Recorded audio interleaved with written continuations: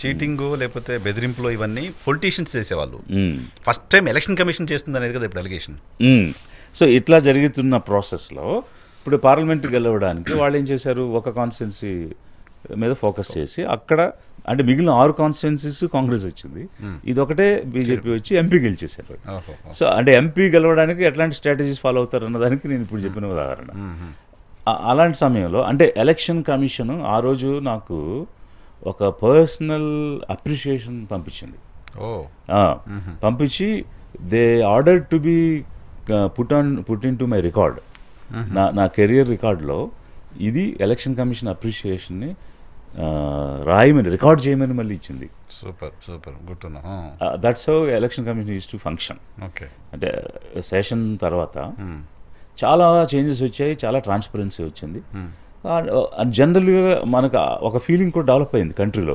Election commission అంటే ఇంపార్షియల్గా ఉంటుంది, గట్టిగా నిలబడుతుంది, ఎవరినైనా సరే కేర్ చేయదు, ఆవిడ ఎంత పెద్దవాడైనా ఎంత పార్టీ అయినా సరే రూల్ ఈజ్ రూల్ అనే మాట్లాడతారు, దాని ప్రకారం పనిచేస్తారు అనే క్రెడిబిలిటీ సంపాదించిన కమిషన్ ఈరోజు ఎంతకు దిగజారిపోయింది అనే దానికి వీరిచ్చినటువంటి ప్రజెంటేషనే ఒక ఉదాహరణ విత్ ప్రూఫ్స్.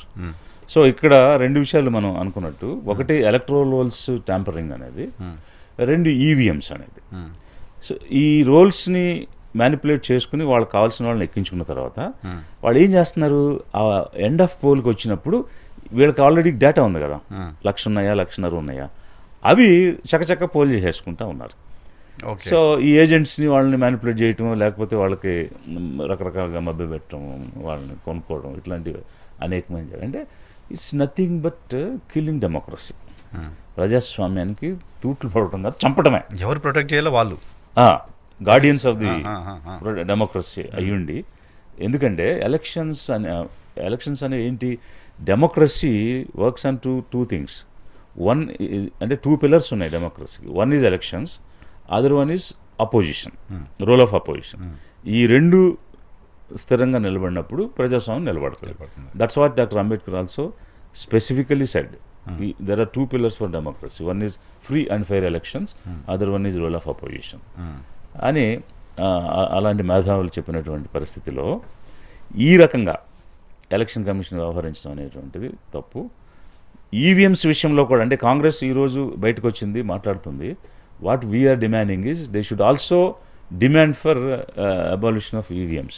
బ్యాలెట్ పేపర్తోనే వెళ్దాం ఎలక్షన్స్కి, like any other country in the world. Let we also go for ballots. ఇంతకుముందు మన పాడ్కాస్ట్లోనే మీరు మాట్లాడారు, కాంగ్రెస్ లీడ్ తీసుకోవాలి, కాంగ్రెస్ ఫైట్ చేయాలి. బహుశా అది వినిపించిందేమో రాహుల్ గాంధీ అన్నట్టుగా. Rahul Gandhi at least now he has proved beyond doubt ఇలా జరుగుతుందనేది. సో ఈవీఎం సబ్జెక్ట్ కూడా తీసుకుంటే అప్పుడు బీజేపీ ఏకాక అయిపోతుంది. ఇంకా ఖచ్చితంగా మన బ్యాలెట్కి వెళ్తే ఫెయిర్ ఎలక్షన్ జరగడానికి ఛాన్స్ ఉంది. అట్లీస్ట్ ఓటర్కి తెలుస్తుంది ఎవరికి ఓటేసానని. సో పొలిటికల్ పార్టీస్ మాట్లాడడం వేరు, ప్రజల్లో అపోహలు ఉండడం వేరు. ఓడిపోయినప్పుడు చాలామంది ఈవీఎం గురించి మాట్లాడుతున్నారని దేశంలో ఉన్న ఒక అపవాదు.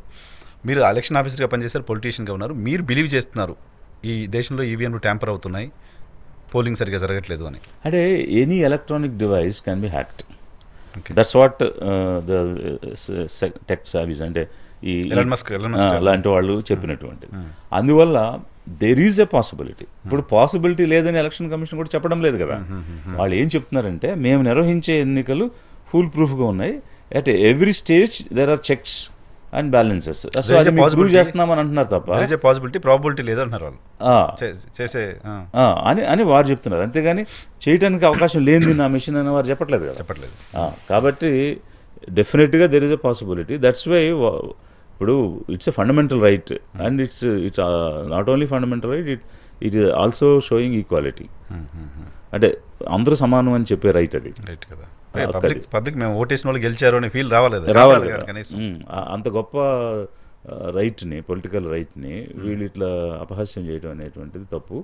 More over election commission role ఏంటి, దే ఆర్ జస్ట్ అంపైర్స్ అంతే కదా. So they are not players, they have to umpire. And అంటే ఒక ఫెయిర్ ప్లే అనేది జరగాలి, దానికి లెవెల్ ప్లేయింగ్ ఫీల్డ్ వీళ్ళు చూపించాలి.